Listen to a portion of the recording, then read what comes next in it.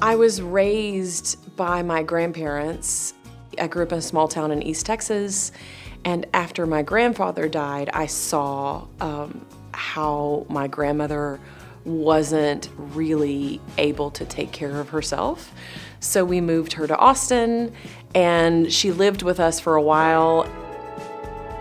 My husband conducts the Austin Symphony, so I would take her to all of his performances and we would sit together, and she was very well known by the symphony crowd and she loved to dress up. And that is just very sweet. That's what there's just tender moments that I never would have experienced if she were in a nursing home 5 hours away in East Texas. Something that I wasn't prepared for in bringing my grandmother into our home was that I had a 3-year-old son. There were times when my young son was jealous of the time that I was spending with my grandmother. He was jealous of the attention that she got. And it took me a while just to even figure out how to navigate.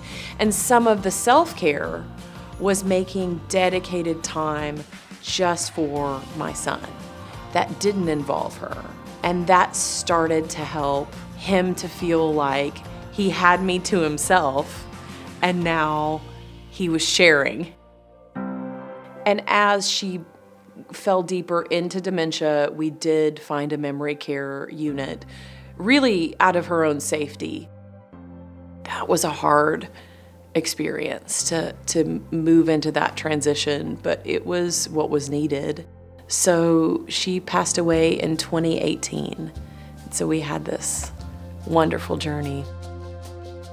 I have found that self-care is being okay with disappointing people, which really just has to do with boundaries. And boundaries are self-care. And knowing where your line is, how far you can go, and really thinking, what do I need today in order to be filled myself so that I can give something to myself and to others. If I had one word to describe my caregiving and aging journey, it would be empowered. Feeling like I have enough tools to make any decision is important.